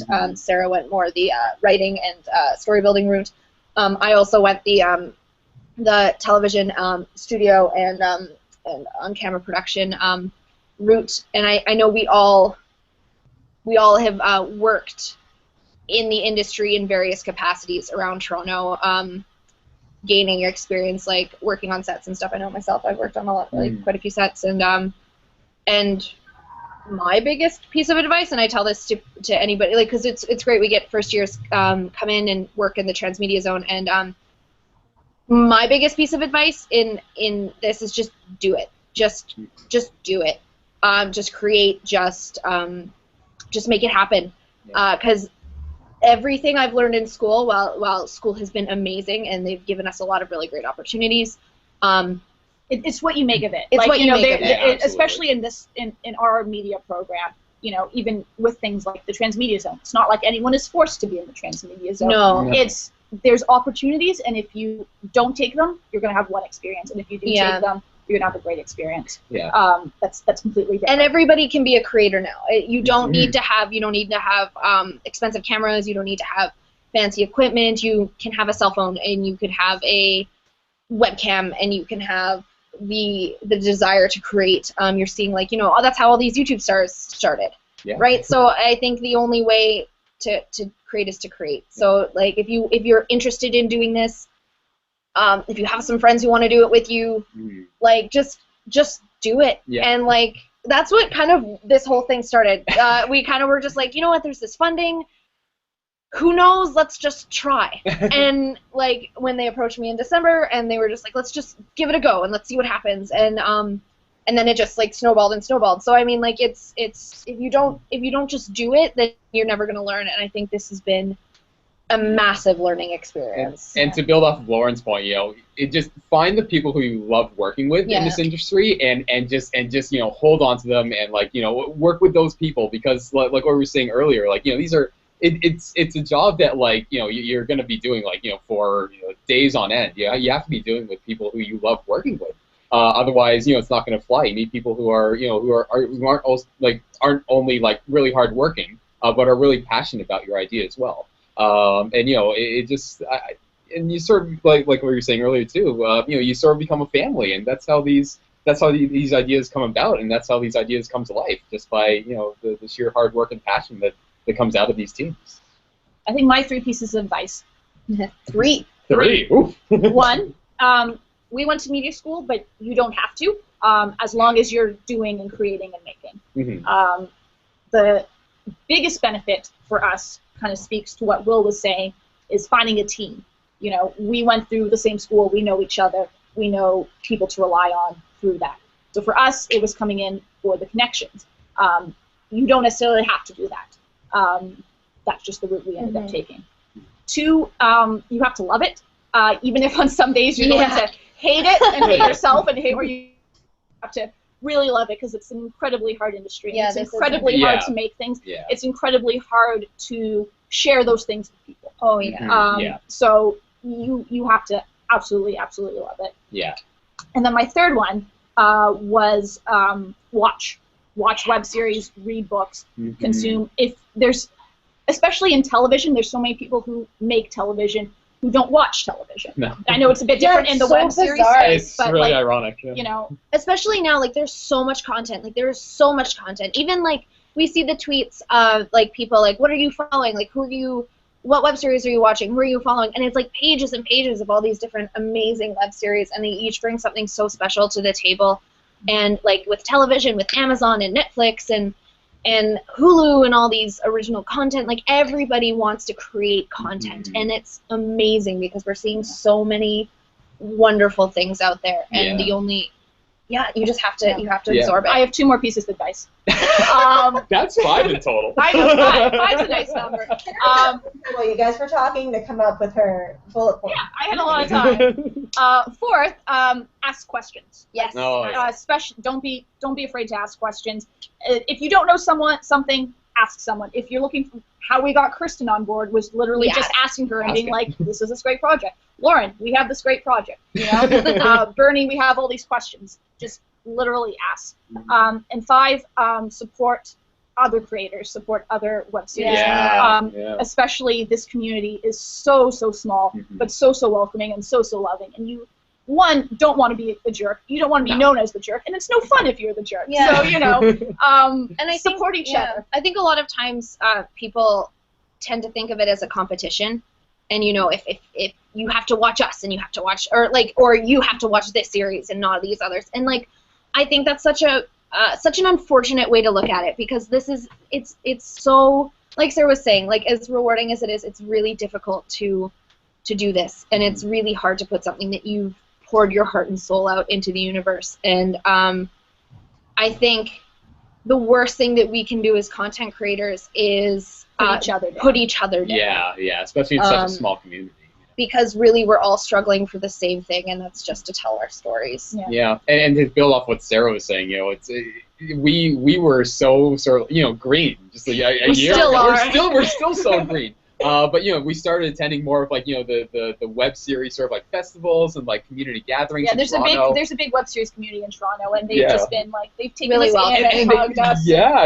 Said, here, there. This is how you should do this stuff. And without them, like, I don't know how we wouldn't have been this far at all, you know, without their support, you know, and just them reaching out, like, you know, even people just being like, hey, I just want to sit down and chat about what you're doing. Yeah, get a coffee.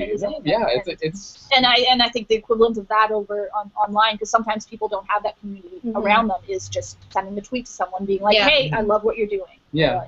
Hey, check out this person's stuff. You know? So the support is out there, and the communities are out there. You just have to look out for them. Yeah. Awesome. So kind of a follow-up with some of what you just said, Sarah, and then also pulling in, I'm going to combine MusicalTwilightdork on YouTube asked, what other series would you guys like adapted, and then also following up, you mentioned some of your favorite other shows that are being adapted or have been. Cool. So being a Shakespeare fan, Twelfth Night's one of my absolutely favorite Shakespeare plays, so I would love to see that. I would also love to see a tragedy and see how that would work out. Something especially like King Lear, like, I think there's interesting things that could happen. So that's my answers. What stuff you want to see adapted? I would like to see. Well, yeah, I don't know. I'm kind of bad. I don't read enough. What autobiography do you want to see? I listen to a vlog series. Actually, that would be pretty cool. I don't know. Dorian Gray. I don't. Dorian Gray too. Dorian Gray would be really pretty cool. Good adaptation. Yeah. That would be really cool. I would get on that. I'm liking these ones. I'm liking the ones like kind of that take like the authors and put them in the, like, why can't I think of what it's called? I haven't had the time to see it yet, but are you talking about socially awkward quote? Like the stuff I think that's it. Like, yeah, and they kind of like put. I think those are cool. Like more meta. I don't. there. Doctor Who web series. I think I would like to see. You really want a King Arthur one? I would love a King Arthur. That wasn't even going to be my answer, but I like that better than my answer. King Arthur and the Knights of the Round Table would be an amazing vlog series, I think. That and another big adventure series that I really like is, or adventurous book that I like is Treasure Island. Yeah, I would really like to see that. I don't know, because pirates are cool.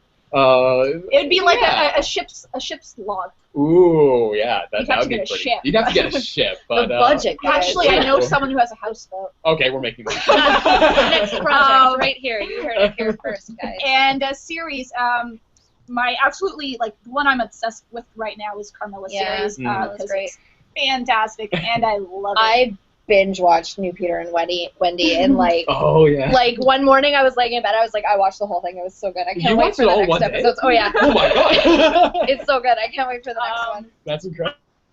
Much to do. Yeah. I think theirs got such a great feel. Obviously, with their series. Lizzie Bennet. Sorry, what did you say, Sarah?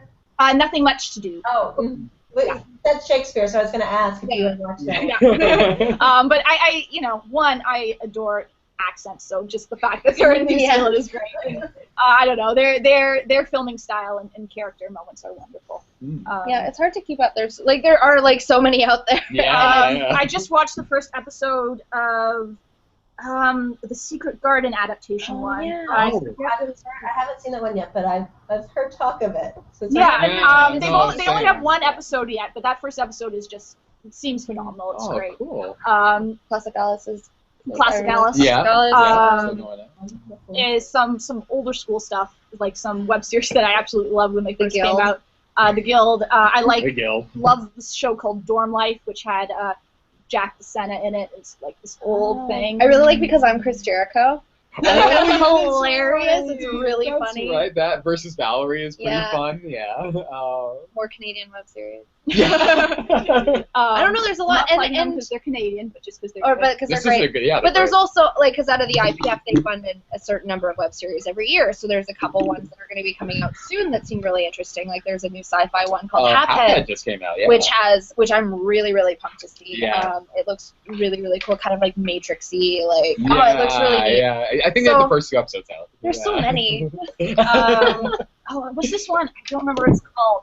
But it's something like The Box. I think I showed it to you. Oh yeah, that was a while ago. It's really cool. Like it's sort of sci-fi, and everyone's in different rooms, and they're trying to figure out why. And they just have this fantastic shot of a wall of buttons. The Vault. It's called The Vault. That was it. Yeah. That's one of my favorites. The Vault. Excellent. Yeah. I say it all the time. When people ask me what other shows that I think are really good online. My 2 favorites are, at least web series, are Dorm Life and The Vault. Oh, well, there you go. Yeah. They're wonderful. Well, welcome back, Bernie. Sorry about that. I had to do a Pemberley meeting, ironically. Your job as well. We appreciate you taking some time out of your work day for this. I'm going to, now that Bernie's back, jump. We had a question come in from Jennifer on YouTube wanting to know if both Cherrydale and Pemberley, are you guys trying for diversity in your casting?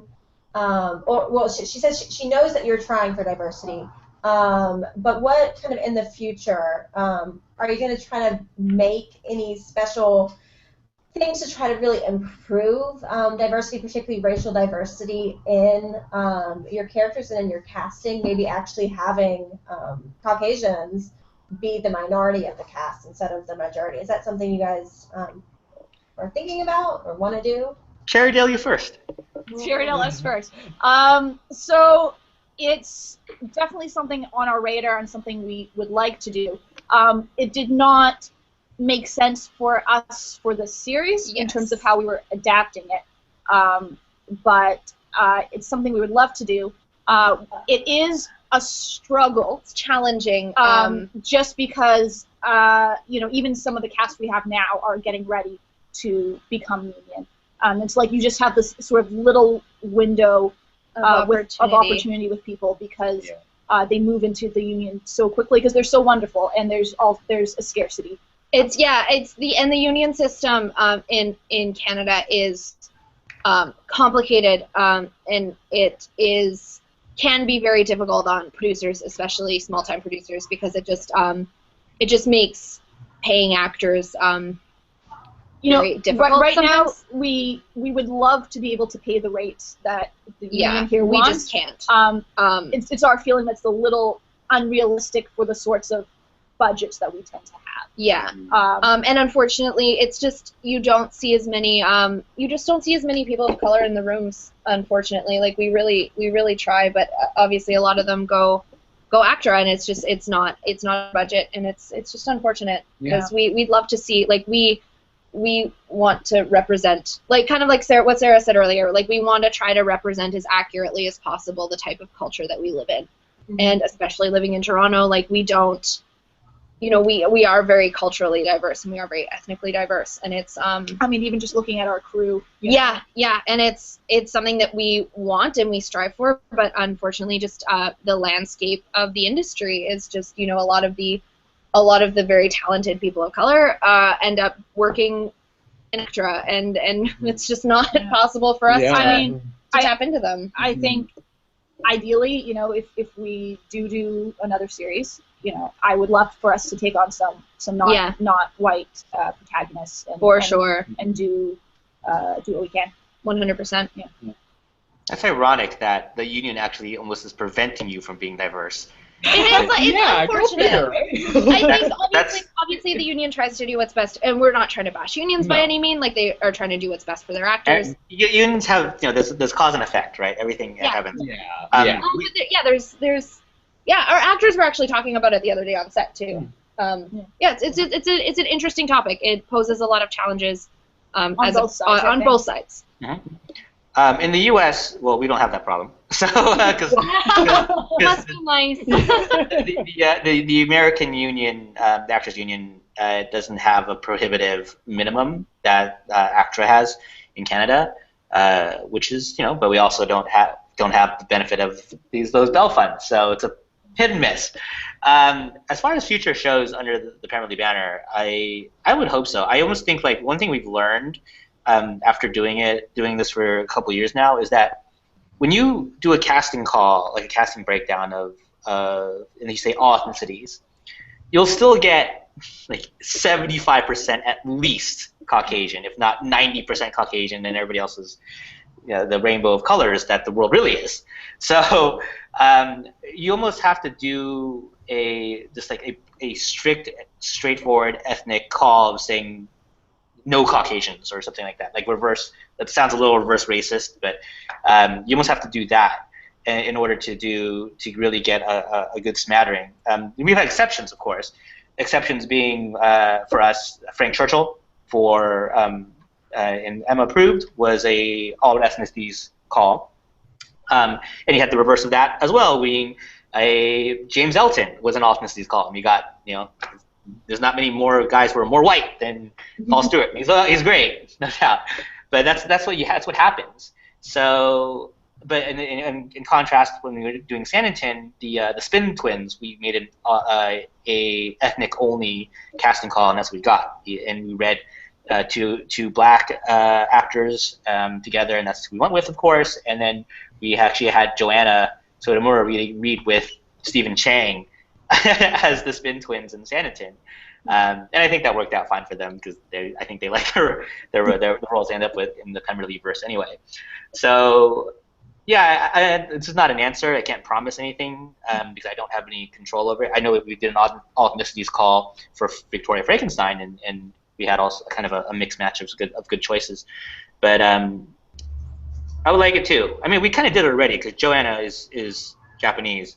Even though her mother is like German, but her father is 100% Japanese, and I'm happy we got at least that one off. But it would be nice to see more.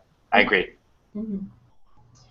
Yeah, I know that's a big thing. I think the entire, you know, the fandoms for all of these different web series are just really hoping to be able to see. So yeah, but I know every creator, I think, who gets asked about it has similar struggles as you guys are mentioning. Yeah, and also Steve Zaragoza in Frankenstein. Even though a lot of people, he was accused of being white, and he's Hispanic, and like Zaragoza. So. I think it's definitely something that's more noticeable when you put it in context with so many of the web, because there's so many web series, and in that context, it's a lot of not as much diversity. So I totally agree with that, and I actually think that's a product of people just asking friends to be in roles. And like, look, you know, in media we almost see this when its diversity is represented. It's like, oh, there's the white guy and like his black friend and his Hispanic friend, and they're like this rainbow, like walking down the street together.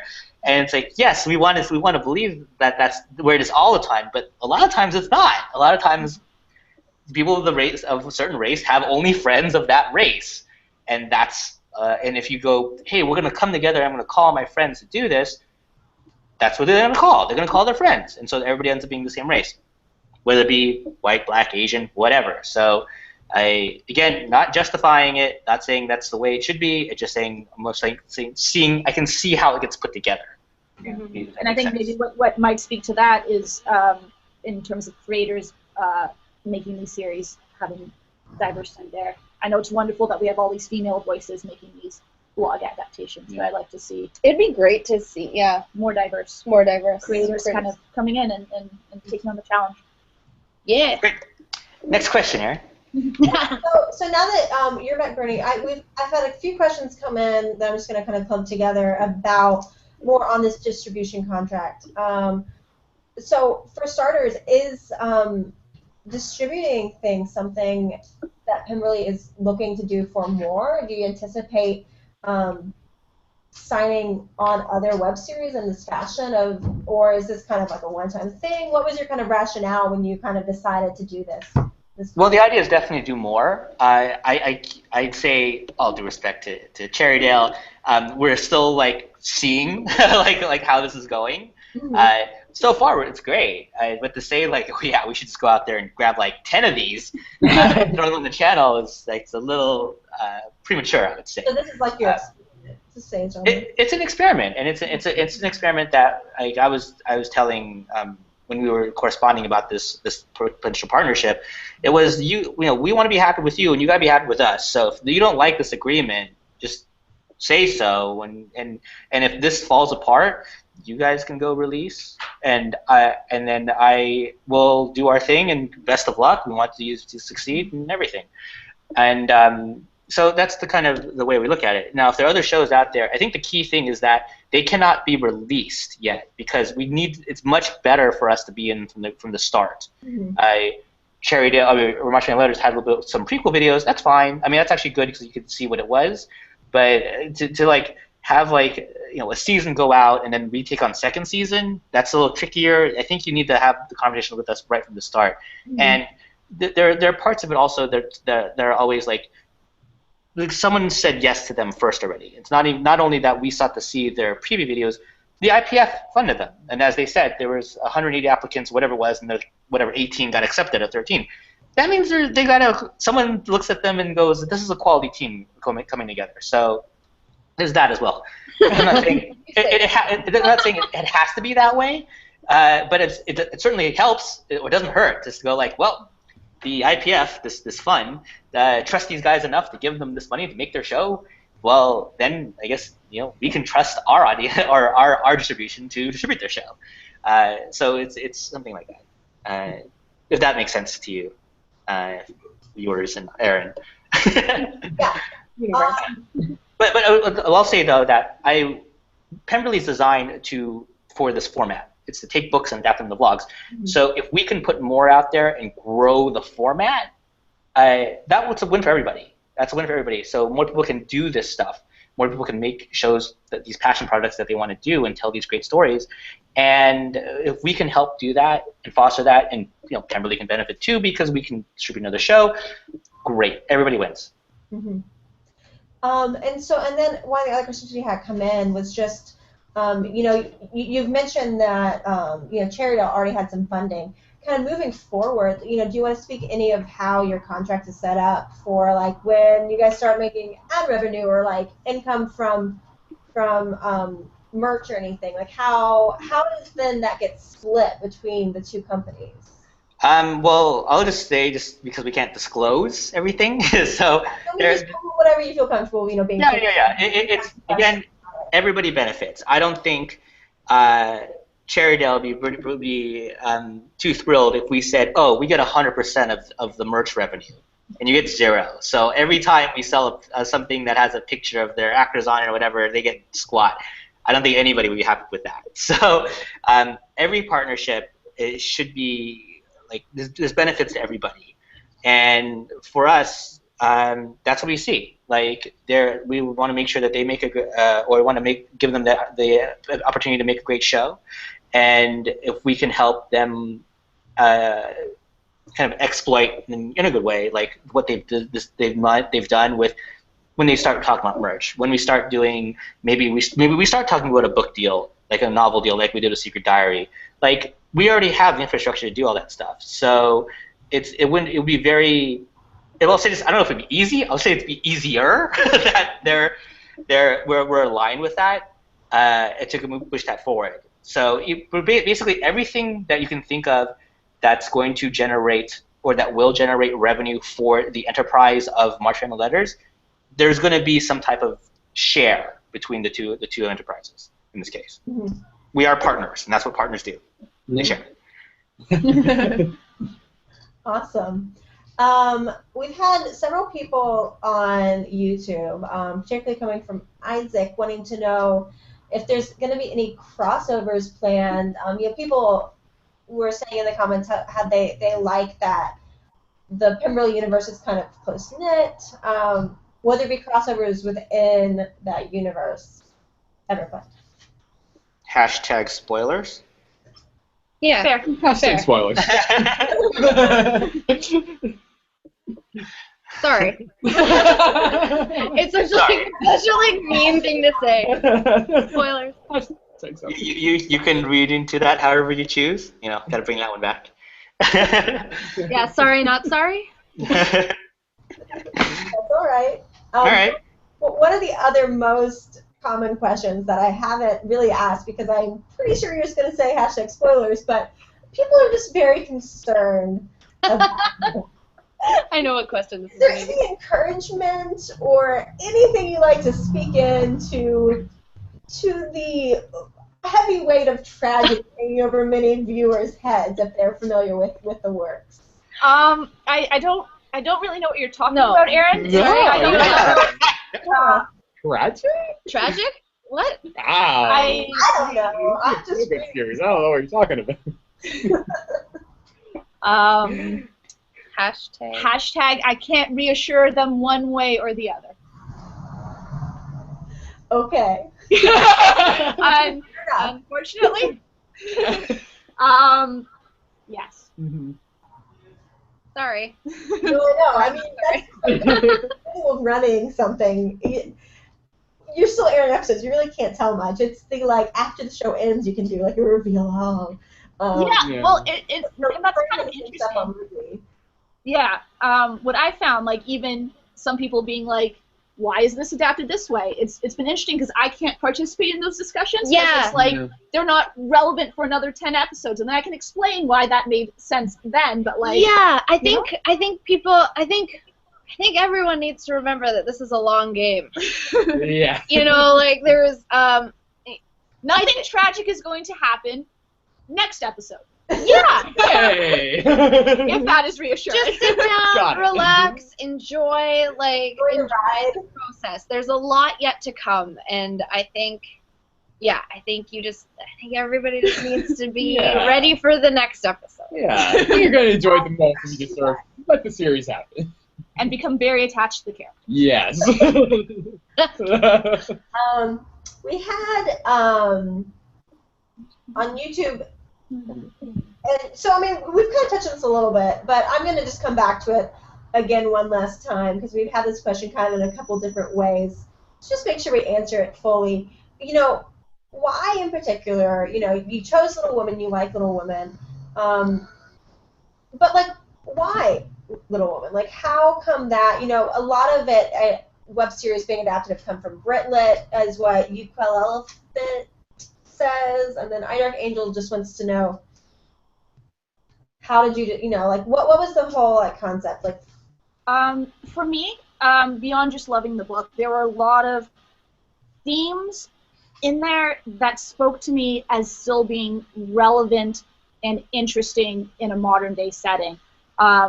Whether that's some of the things that we couldn't answer in the last couple questions, or mostly things that I don't want to touch on because there would be spoilers for people who haven't read the book, but a lot of the things that happen are interesting to me to explore in a modern setting, in terms of the relationships of the characters and the things that they go through.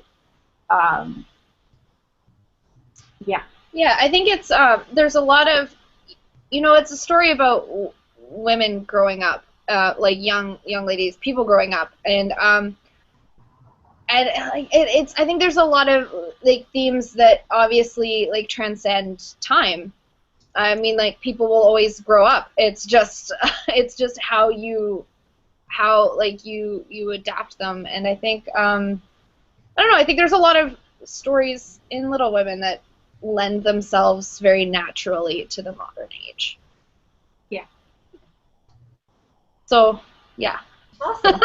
Yeah. Well, I mean, I think it's a great book to be adapting, and I know many people are excited to see where you guys go. All these spoiler questions, I'm looking forward to. This is amazing. I can't believe so many people are asking questions. It's awesome. You guys have an audience. You have a viewership. Marchies unite! Well, I think we're going to kind of wrap up and close. We've been able to have just some wonderful questions. Thank you, everyone who's watching, for all the questions that you asked in the YouTube comments and on Twitter. It was great fun to get to ask these guys and just kind of chat about everything. I don't know if you guys have any closing remarks that you want to make. I think just thank you to all the people who are watching. It's really neat and really awesome that you're along for the ride. Yeah, like us. I read everything. I read everything, the good and the bad. I read it all. And it just. Shaking my head at that. I know. We tell her. I'll learn, but no, she won't. I won't. But I think and for good or for bad, it means it's insane that anybody is taking their time out of their day and watching this thing that we have made. That really is a part of us, and a part of our beginning, and a part of what we are as people at this point in our lives. And it's just the fact whether, like, if you don't like it, that's fine. If you like it, that's awesome. But the fact that anybody's taking any part out of their day to watch this thing that we've made is amazing. And thank you. Thank you. Yeah, no, absolutely. I mean, you guys are just as important to us as the cast and crew and everyone we work with on the team. Without you guys, we wouldn't be making this show. And so, yeah. We would, but... yeah, but, thank you. You guys rock. Yeah. Bernie, any last thoughts from you? I'm just gonna say I'm just really excited to be on this journey and kind of be a little more on the just like watch it happen and to support the Cherrydale team and everything to give them their best shot. I totally agree with the philosophy of like if you like it, and great. If you don't, it's okay. There's other stuff out there for you to watch. So. I believe in the format of what we're doing here, what Lizzie Bennet Diaries started, this whole adaptation, inspiring people to read more even, and bringing these classic narratives to the modern culture. So anything that we can do to help support that is something that we will definitely continue doing. Awesome. Well, thank you, Bernie. Thank you, Sarah, Lauren, and Will, for just taking time out of your days to be able to come do this. I know it's a nice big time commitment, but it's been very fun. Thank you, Erin. Thank you. Thanks for hosting, Erin. Yeah, you're very welcome. Thanks for asking. And Rachel lurking. Hopefully, maybe as the series progresses, maybe we can do another one of these. Bring your actors on at some point. Over on the Seahorse channel if you're interested in that. And get to just continue enjoying this show together. So for sure. It's great. Awesome. Thank you, everyone, for viewing. I'll see you next time. Thanks so much. You. Bye. Bye.